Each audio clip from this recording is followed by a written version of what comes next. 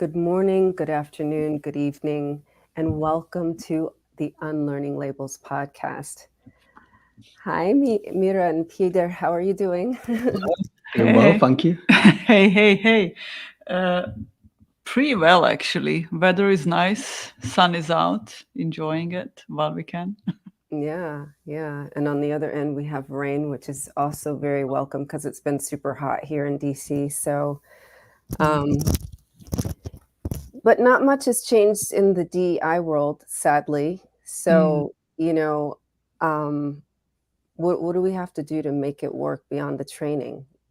You know, you and I are both working with clients currently, and we hear things, And what are some of the things that have come up um, with your leadership teams, Peter?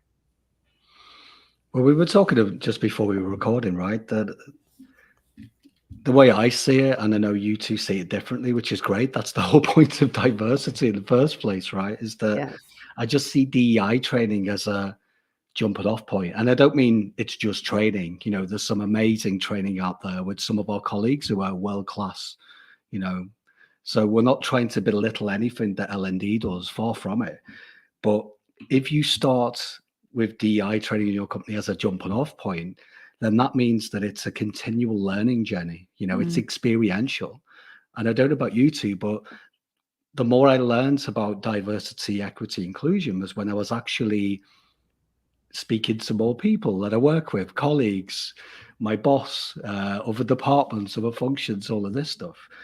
And what we see, correct me if I'm wrong, is that there's a lot of fear, which I understand, mm, because it's like, oh, especially if you're in a leadership role, I must get it right. I must make sure that I use inclusive language, whatever, get it wrong, this kind of thing. But what if we were to say that that just gets in the way of you listening to understand your team, your company, each individual? And the more companies that say, hey, we don't have all the answers, we are going to pay for world-class training, but we're not saying we're the experts and it's over to you as employees. What do you think? And if there's a constant interaction of back and forth, then I think that's a really good solid foundation to start any DEI journey. But mm. yeah, I don't know what you two think about that. Yeah, I would agree, Peter. Communication is a big issue, right? Because that's what really drives the culture and that gap between, okay, we've had this training now, I'm going to do this thing, it's a muscle memory, I find, people are in a certain pattern of behavior, and it's almost like it would be a leap of faith, Mm, in order to actually behave in the way that uh, we've been trained to behave. Um, and and then it's the default muscle memory of mistrust or lack of safety. mm. Yeah, we forget that lots of our behavior comes from traumas and personal experiences in the past, and so we do what we do because it makes sense. It's like a protective mechanism, uh, and so we need to understand that. So to change our behavior, it takes, as you said, trust. And one of the things that comes up for me when I often talk about it is love and understanding. And so understanding why we do what we do personally and why other people do what they do. And so it's really interesting that there is this gap, and what often happens in the companies is that they think that doing one or two DEI trainings, because they ask people, and sometimes it's, oh, we want to learn more about the language, we want to learn more because this is what they're insecure about. But actually these are the superficial what we see, and it's really good to be aware of it and notice these things, because we often don't notice what we do until somebody tells us or we hear it somewhere. But as Peter said, it's really just the beginning, and to go deeper, And to go deeper, we really need to develop that trust and start understanding people. And one of the things that I wanted to mention, and Donna is, I think, going there in that direction, it is the empathy. It's the conversations with people, people that we know, and reading about people that we don't know, that are really relevant and help us see the world from a perspective of another person. Yeah. Thank you for joining us, Donna. She's saying that she participated in a DEI task force and change happened when we had intentional weekly conversations. Now, see, I would agree with Donna because a task force, right, is going to be different from a basic training. So perhaps that's what is required to really implement change. So thank you for your input, Donna, and for sharing that. So have you actually done task force with any of your clients? I haven't so far. It can be a double-edged sword. You've got to be really careful about who appoints the task force and does it, or is it representative of your employee base? And that's the thing. It can be seen as a really positive thing, but then it can actually fizzle out. Excuse me, because sometimes through innocence and just a lack of awareness, they don't ask. Again, it's about going back to employees and say, hey, we've set this up. And it's about how it's communicated in the first place that can have impact or no impact at all. But it is obviously better than doing nothing. And again, if the CEO top down is saying, hey, it isn't going to be perfect, so we want to hear your thoughts and feelings about this, please keep in contact with us. And again, it's having, as Donna mentioned, these really tough, uncomfortable conversations. What we found, Mira and I were at an event months and months ago with some colleagues who were professional, in the DEI space, directors of DEI, that kind of thing. What we saw, which we'd seen before, but this really kind of slapped us in the face, is that quite often there's a lot of people in the DEI space who want to go into it because they want to help, which is great, but they have, as Mira said, undealt trauma, and what they do is they overlay their blind spots and their unconscious biases onto the colleagues. And sometimes that trauma, if it's not dealt with, and this could be any employee, but especially if you're in the role of a DEI director or you're working in this space, then you have to, like us included, constantly work on your own self-awareness. I can say honestly for myself, I have many, many other blind spots that I'm willing to unearth. There's lots of biases and things that prop up from, what I've been taught in school, what I've learned as an adult, things I've picked off both positive and negative being a leader, and also as a coach. I'm willing to be wrong. And the thing is, I think if D&I professionals, leaders, and also if that's instilled into employees, if everyone's willing to get things wrong and to say, hey, sorry, I didn't know that's how things are said, or I wasn't aware that I actually caused you to feel a certain way and you were uncomfortable, then that's when amazing things can happen. But it does require a lot of vulnerability and courage. And let's be honest, quite often, if that's not nurtured in a company, it's very difficult to get that started, because we need to go there first as leaders. This is really, really crucial. Donna, I'm wondering if, what kind of organization was it? What industry? And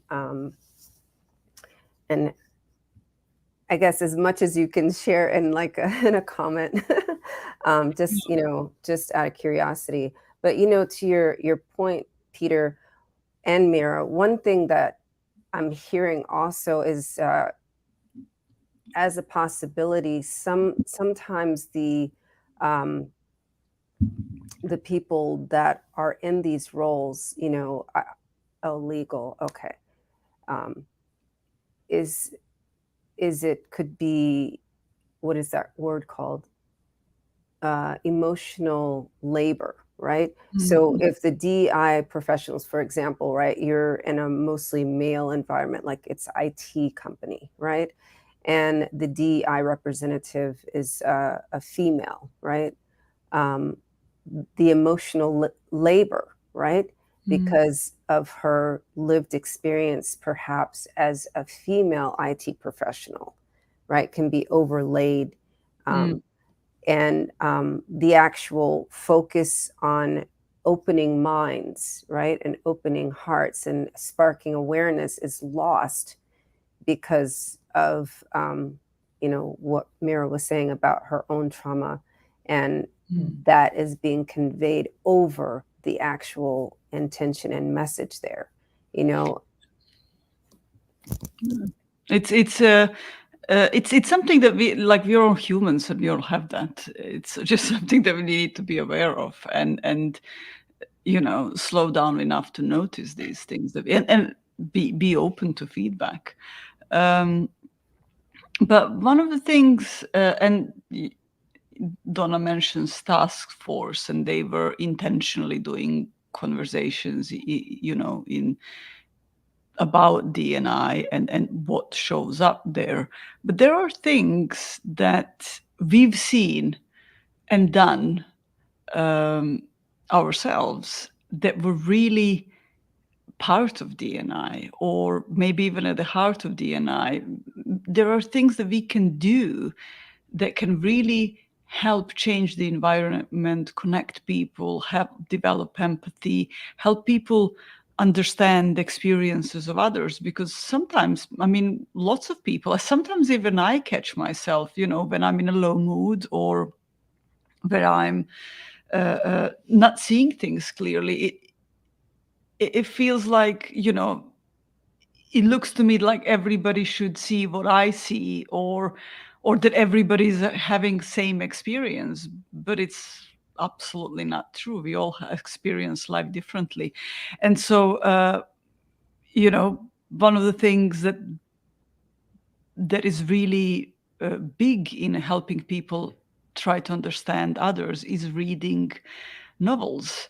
It's reading fiction. It's reading things that really help you see the world through the eyes of another person, because you really get into that character. It's much more powerful than a movie.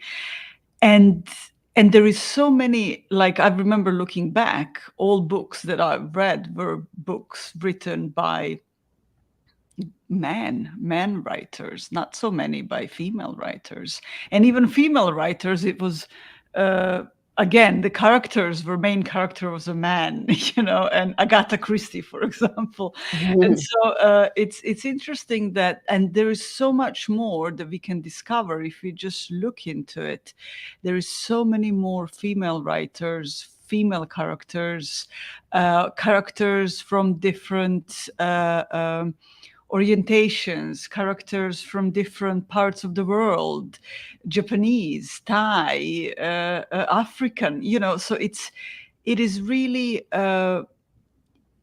it's just that we need to kind of little bit dig deeper and find those things. Like, for example, we found in Berlin, there is a bookstore that sells books only by female writers. And so it is really interesting to see those things. And so there is way in which we can, through doing something that is really nice and useful for our mental health, also improve empathy. And that's part of DNI. Peter, you have the experience. You did bake-offs. Can you tell us a little bit about that? Bake-offs? Yeah, the bake-off sessions, when people would bake cakes and bring them, and then they started with sweets and then savories, stuff from their own country, because he Okay. used to work in a really diverse environment, like people were from all over the world. Yeah, I mean, again, I won't name the company. People can work it out, but there was a lot of stuff done for employee engagement. There was a lot of training, investment, all of that, but it didn't always quite hit the mark, if I'm honest, and it won't.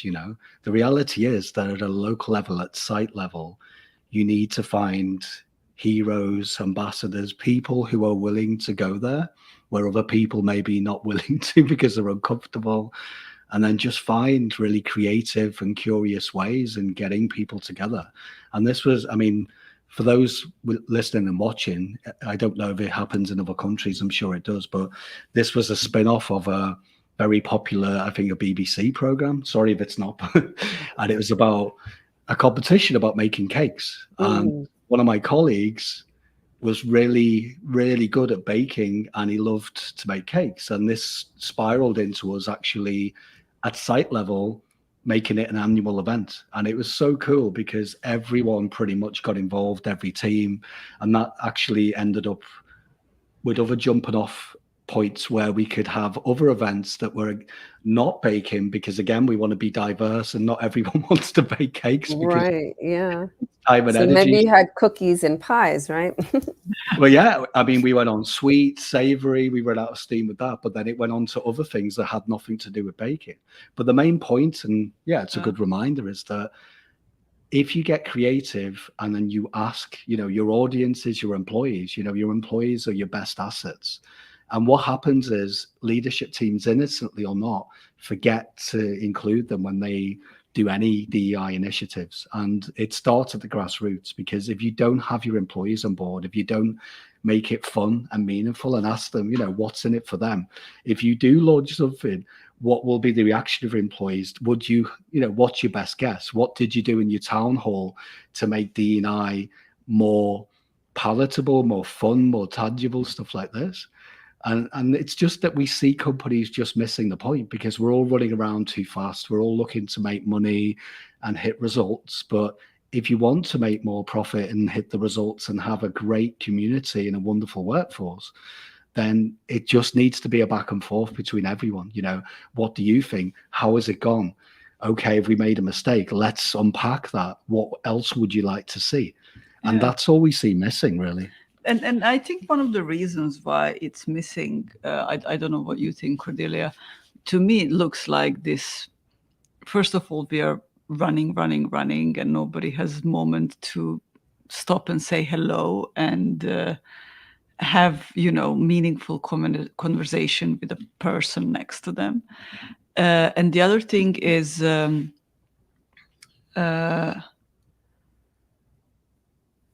Sorry, I'm reading a comment. Yeah, so Donna is again sharing that they're in the process of doing this with cupcakes, and her firm created the DEI committee with only attorneys. See, this I think is very powerful, beyond it, right? So rather than training, it looks like her firm chose to have a task force and now a committee. So it's basically well, I guess in this case it would be by the partners for the firm, right? And I guess the task force was by the employees with the partners for the firm, right? So the buy-in, the enrollment is easier in that way, right? So Because much people easier. want to make a change. Yeah, because if you don't have buy-in before you do any training, Oh, okay. So it was only attorneys, but then that's great. okay, Yeah. good. No, but I think kudos to you, because I think that's the right way.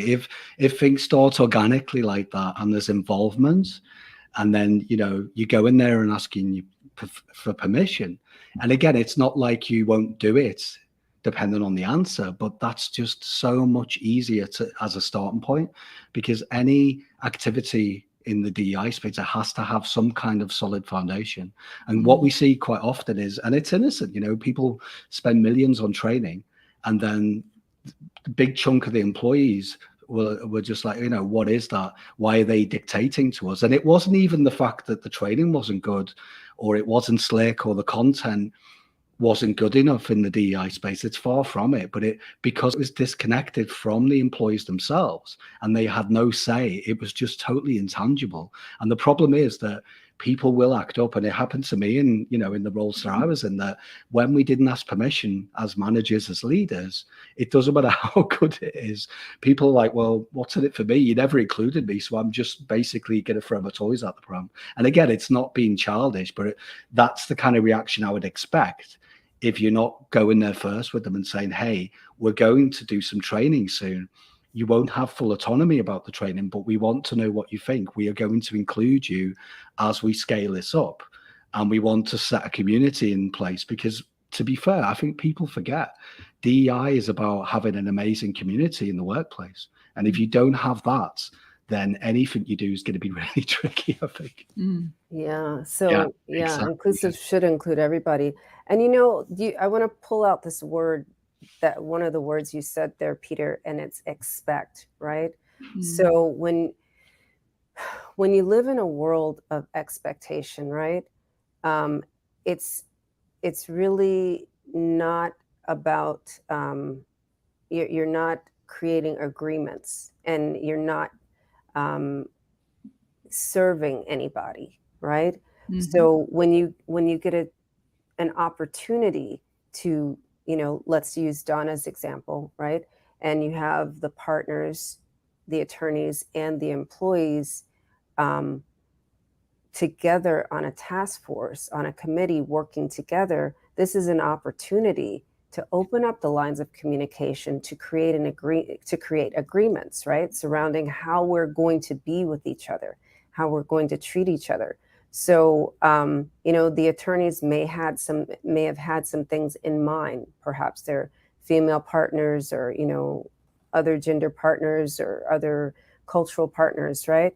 But then so they're at a certain uh, they have a certain perspective, and then the employees, the legal secretaries and receptionists, they have a whole different perspective. But to have an understanding of what's important to both groups, you can come to agreements, and you may find the gap, in the middle, why people are not feeling safe. This thing is important to me. This does not exist, right? And so you weren't serving your employees over here, and then maybe you weren't serving the partners over there, right? And just coming together, maybe with each offering, the same number of items to agree upon, and then that would drive a new culture.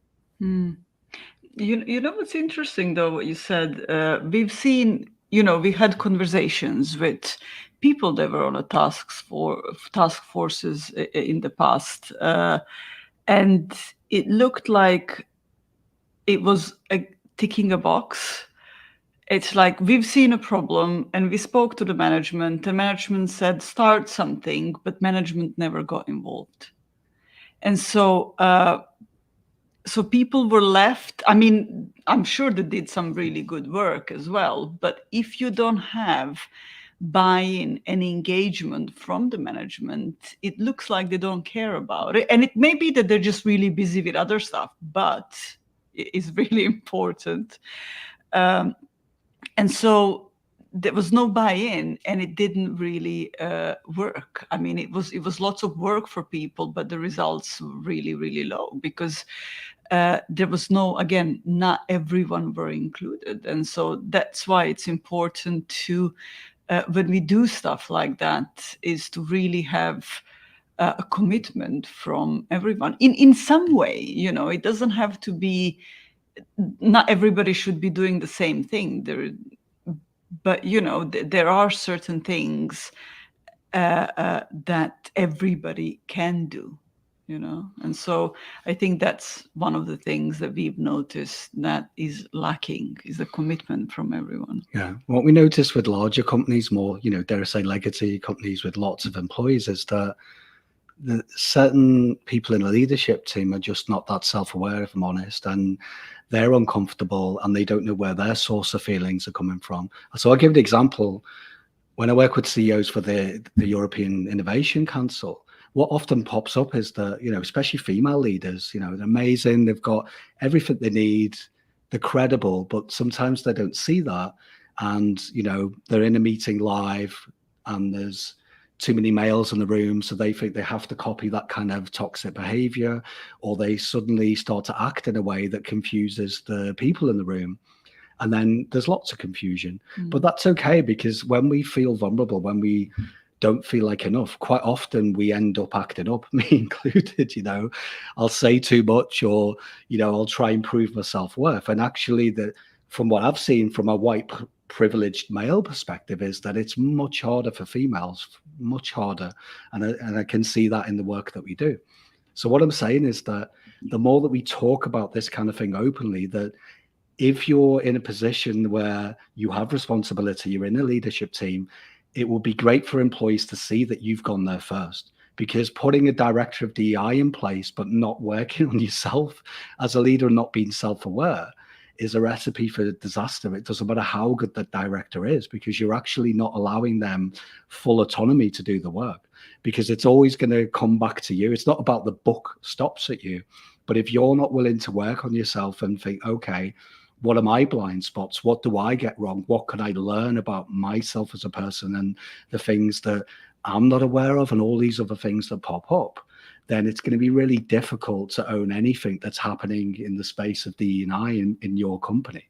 And the more leaders, sorry, go on. Yeah. No, I was just going to say, are you saying like you're encouraging the leaders to actually be their word? You mean like committed to? Yeah. No, Strange, no? Yeah, but the thing is, there are companies out there. I've seen leaders being really, the courage is amazing, you know, really being vulnerable, even though some of them don't see that, because they just see that if they want to have an amazing community, they have to go there. And it's about really, you know, you'll know when it makes sense. You can't fake this. You just start to communicate with your people and say, hey, I got this wrong yesterday. I'll give you an example. I was speaking to the board. This happened. I don't hear enough of this, but when companies do this, it's electrifying. It starts to, it's like a catalyst. It starts to, small little changes start to ripple outward. And when employees see that at every level, they can see, oh, me too. Maybe I can say how I feel, or sometimes I feel like I'm ignored, I'm uncomfortable, or I got it wrong in a meeting yesterday and one of my colleagues told me off, but that's okay. Because next time I know what constitutes inclusive language.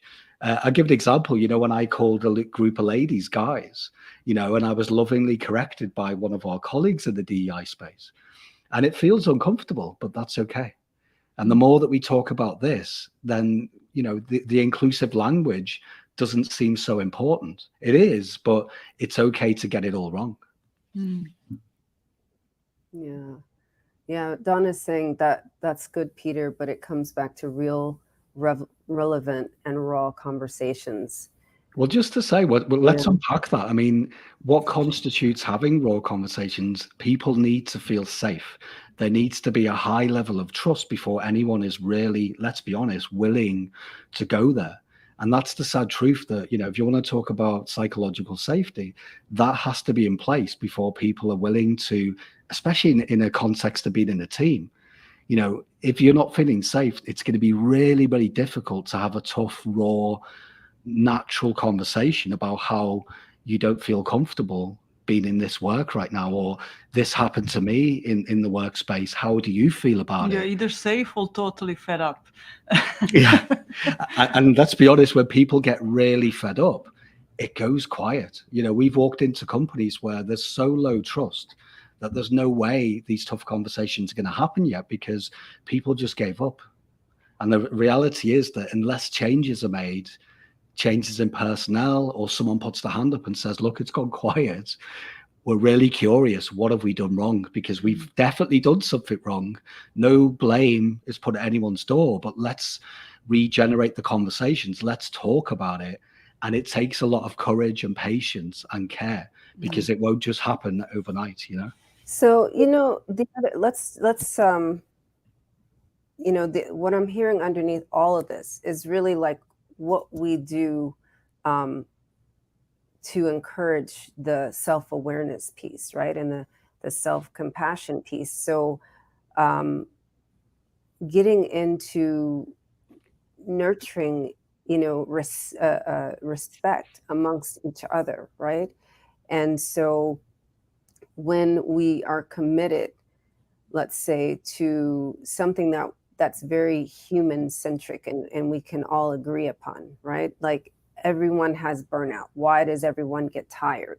So focusing on something that matters to everyone can redirect the energy of toxicity, and then you can bring in the trust that way, you know? So let's say, for example, you know, there's you're going through a time crunch and everyone has to work longer hours. And just everybody has to put more energy into it. But making like snacks available that you first send out a survey, ask what people care to eat, making sure that it's, high quality food and, good nutrition. And seeing that you're cared for in that way, then that helps, to reestablish trust, Mm. and so when I work with individual leaders, I don't so much work with teams like you guys do. I really focus on helping them to implement self-nurturing, right? Because that ripples out the way leaders treat themselves. You know what I'm talking about. You've been in workplaces where the leader's just like, well, I work, 20 hours a day. Everybody else should work 20 hours a day. But if a leader recognizes that I actually only have the physical and mental capacity to be present, fully present, and committed to the mission, like 9 or 10 hours a day, as a consideration, maybe we should all cut back our hours, and as a consideration, I'm noticing that, Mira is really good at this thing, but we had Peter doing it. And it's taking Peter twice the amount of time that it takes Mira. So is it okay if I have Mira do this? Just like seeing people for what they're actually contributing, rather than, well, Peter, you do this and you're going to do that, Mm. Does that make sense? Oh yeah, absolutely. It's the, again, we go back to low awareness of ourselves and other people, and it always it starts from ourselves. If I'm not taking care about myself, if I'm not aware of my behavior, if I'm not aware of the effect of my behavior and all of that, or my influence as a leader, that will all trickle up into the team. It is really, it is amazing when we see this, but it's also really rare that you have a leader who is going to put a wall to protect their team. It's the leader who is feeling safe enough. So there is the deep feeling of safety and knowing that I'm okay regardless of what happens. And that comes from deep connection with ourselves, is to knowing who we really are. Not Mira, who is sitting here and talking and, knows something about this or about that, or, it's Mira who am I really, me inside, and that I know that I can never be really damaged, And so when I know that, I am then feeling safe in lots of different situations where other people wouldn't feel safe. I can go there and do stuff. Yes, you have fear, you have insecurities, all of that, but it's not stopping you. So that's this deep understanding of yourself and the fact that you are safe. The other thing is that when we think that our safety comes from the outside, and I will be safe if I have if my boss is happy. I will be safe if I make my quota this month. I will be safe when I will be safe when I will be safe. That person always depends on somebody else, and they themselves, if they're in a leadership position, can never be the leader who is going to help others feel safe, if that makes sense. There is a leader who's going to be micromanaging because it's always scared and always protecting themselves. So I don't know if this makes, but there's these two different ways that I see us trying to make ourselves feel safe, and that's going inwards, or trying to fix stuff on the outside. Yeah, I mean, I think Mutiat is agreeing. She's saying there's still so much to be done regarding DEI, but it always has to start with the leader being well equipped themselves with their understanding, open-mindedness, and willingness to change. And the other thing I heard you say is the thoughts that you think about yourself, right? You know, that's what you guys really do, you know, with your mindset coaching with leaders, is what you're thinking. Is it true? Is it accurate? And do you, it's almost like a refocusing on what is, right? And making the what is neutral, and then pulling away so we don't jump into the meaning making and making it mean something that it isn't. Yeah, yeah, and that's something that creates lots of trust in teams, I think.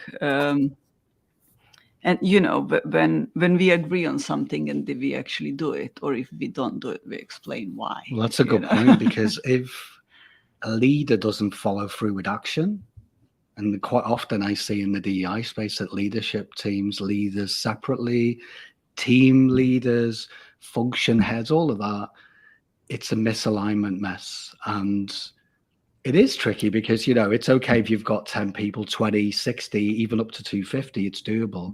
Once it get past, you know, 500, it's really tricky. There's lots of moving parts, lots of employees, lots of people in different management roles. And the thing is, with any company that's really doing well in terms of their community, and they're actually dealing with DEI and actually embracing diversity, you know, the funny thing is they're not really talking about it. They're just doing, you know, they are talking about individual things, but it doesn't necessarily carry the label.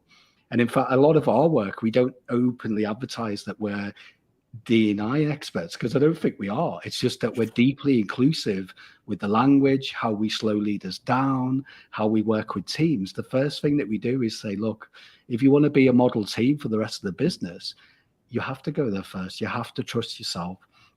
And you also have to really listen to each other to really understand.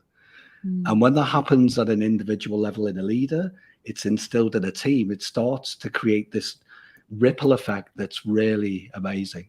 And it isn't a simple thing, you know, it's a constant game of working on yourself and being self-aware, and also stumbling on something like we all do, me included, where, oh, I don't like that about myself. Was I doing that in my career?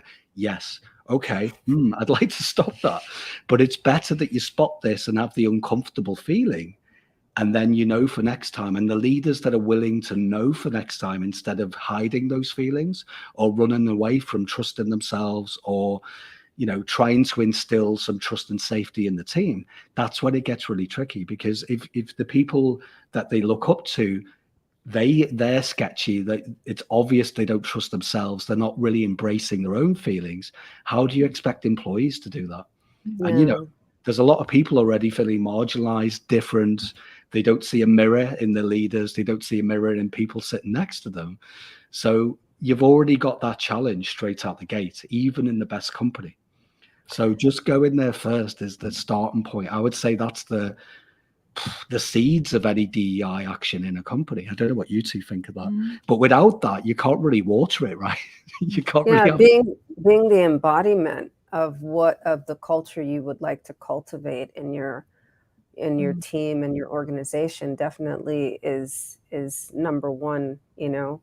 And yeah, just being that example. Anyone can give things lip service. I think that is really the whole point that we're making here. You know, sometimes it's like, oh, and we've got DEI training, you know, and nobody behaves inclusive, you know. There's a disconnect. Yeah. Well, that's it. It's careful what you wish for. Do you want to, and this is me saying it to company leaders, do you want to tick a box? Or it's like greenwashing. Yes, well, hey, it's a milestone. We've done our DEI training.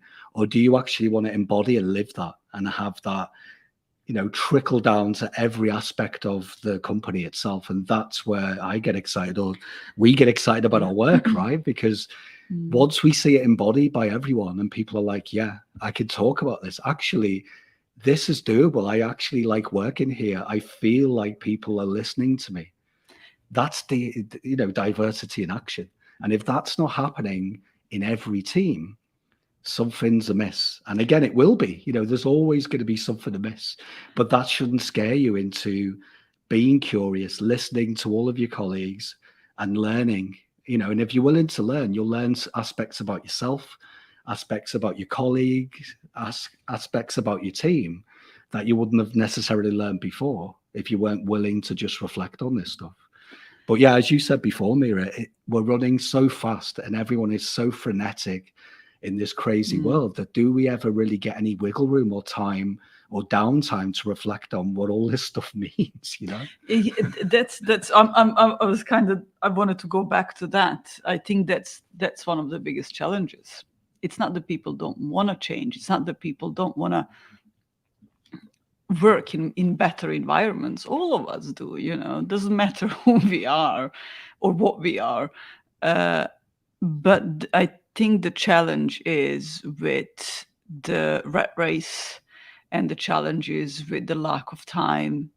Well, not lack of time, but the fact that we are constantly doing something. So the time that we have is not filled with stuff that it's meaningful and stuff that it's important to all of us, but stuff that needs to be done, little tasks. It's like if we are just sitting and talking about something, it means that we are not doing work, so somebody doesn't like it, and so there is this challenge of, I think, changing the idea about what it means to work in a company, what it means to work, and why is this important? Because when we don't have energy, when we are exhausted, and for example, doing the same thing over and over again causes burnout. It's not physically working, it's constantly doing the same thing.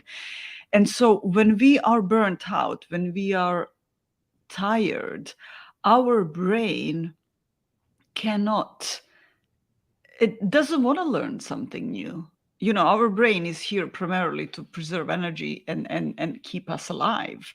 And so, why am I was talking to a client the other day and says, this is all great.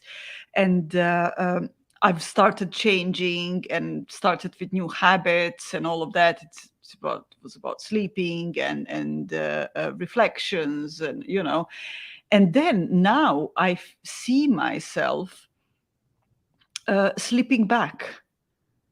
And I'm like, so what's going on? Oh, but we're now 3 months doing this project and I'm tired.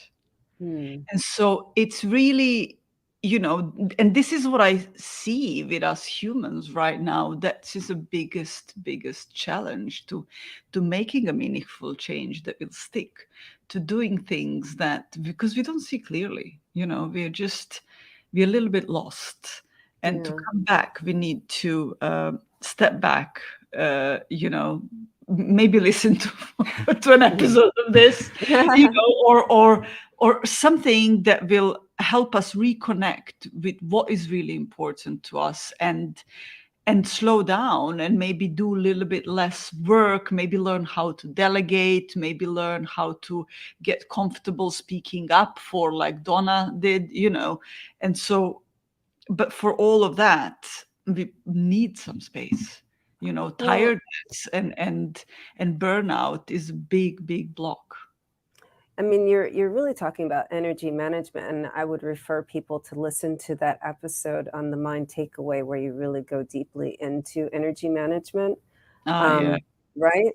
It was a couple of months ago, and that really will help, because your brain, like you were saying, wants to be in power saving mode, and the easiest way to stay in power saving mode is to be, right, um, in the moment and not skipping ahead and it's we waste so much energy when we're not committed to being our word. We waste so much energy Mhm. when we're not committed to keeping an agreement, right? It's just Mhm. like, okay, I'll just say this to placate, right?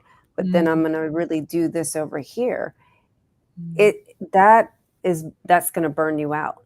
Just stay in integrity with your word and be committed to the agreements that you create when you create a task force, or when you have trainings. You have to that can mitigate burnout as well. It's interesting. Yeah, it's the we had a conversation recently, also on the Mind Takeaway podcast, with the is she a CEO of the Women on Boards in Europe? Peter? Kirsten. Kirsten, yeah. And she said something. She actually pulled out a fact. I can't remember exactly what numbers were there. That actually there is a study that was made that says the people who are comfortable being themselves at work and who are being themselves at work are much more productive. They make better decisions, and that is actually a number. So it's really interesting. And what is happening the uh, um, within the workspace a lot is us trying to be somebody else because we don't feel safe being ourselves, or we think we shouldn't be ourselves because nobody wants it. And Yeah. so yeah, I mean, we are planning an interesting interview soon on the Mind Takeaway, talking exactly about this. So we'll inform everybody about it. Are we? Yes. Well, the energy management one, I I do. think that's one of your mini episodes, Yeah, wasn't that's it? fine. Yeah. Put the link for that in the comments, because I Mm, think that'll, give people a good understanding of, how to be themselves. When you're tired, you're not going to be yourself, and yeah. it sends your thoughts spiraling. I know in both cases, the way we work with people is to really heavily encourage sleep, because everybody thinks I'll sleep when I die, but it's the number Yeah. one metabolic stabilizer, and your hormones, male or female, right? Yeah. You will go out of whack without sleep. So let's just be clear on that. Um, so beyond Yeah. Science is DEI. changing, people. Science is changing.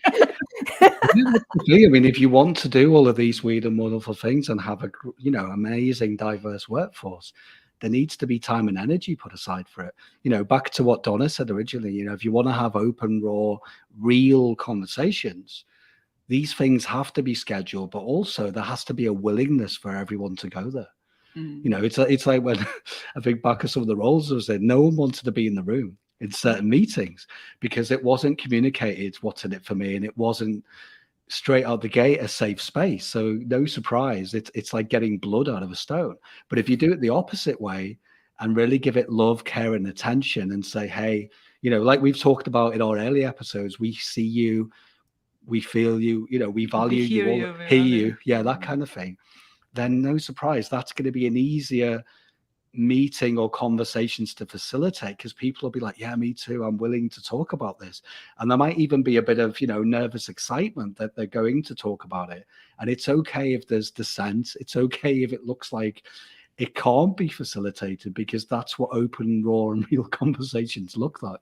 And quite often a lot of our work, all three of us, right, is to slow leaders down enough to get uncomfortable and be comfortable with that, which is a Mm, tricky one, because there'll always be going to be uncomfortable situations, but that doesn't mean anything's wrong. In fact, if you are uncomfortable, then you're a great leader. If you're not uncomfortable, as we said the other day, then you can't really have the label of a leader, mm. because you mustn't be doing stuff right if everything's really easy. Yeah, you're Yeah. not getting out of. You're not doing anything new. Right. It's okay. It's already messy, so just make it messier by cleaning it up. if Yeah, that yeah, makes yeah, sense. yeah, yeah, yeah. You know how my dad used to have this amazing saying, uh, the easiest way to solve a problem is to create a bigger one. Brilliant. Right.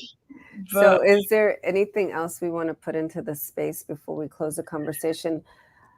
Uh, I wanna thank well, Donna mostly for Thank being you, a part of our conversation, and, Mutiat, she Donna. actually is, running for the next 2 weeks, beginning this weekend, a thought leadership, uh, summit, and I'm one of the speakers. So, thank you both ladies for being part of the conversation, and for those of you who watch on the replay or listen later, do put your comments and we will respond. So, anything else we want to put in this space, Peter or Mira? I think we've covered a lot. It's been a good one. The only thing I'd say is I'm just curious what you both think about, because we're not all three of us are not ones to give advice because we're coaches, right? So no surprise, we want people to, and this is maybe the only thing I'll throw in the ring is that diversity is exactly that. It's diverse. So there's so many amazing opinions and ideas and solutions right inside your company. So, you don't have to go looking outside. And the more that you listen to understand your employees, I'd hazard a guess that you'll find really amazing, novel, innovative solutions to everything that's probably causing you a headache or keeping you up at night. yeah, yeah, and that's the best way to form an engagement and actually help people to be inclusive. It's delegate, it's listen to them, is allow them to do what they see and feel as important for themselves and other people over there. So there is so much. I mean, we came up with the idea of doing a book club, and it was like they were doing bake-offs. That it wasn't initially about D&I, but it Yeah, became. And so it's really interesting that there is so many things that we can do as individuals, as groups, as companies that has D&I. D&I isn't separate. And I think this is maybe the message that it was going on through my head as we were talking. D&I isn't separate from everything else. It is part of everything else and should be part of everything else. So when we're doing leadership development, it's part of it. And we don't go, okay, in this section, we are going to talk about D&I. right, It right. goes through absolutely everything that we do.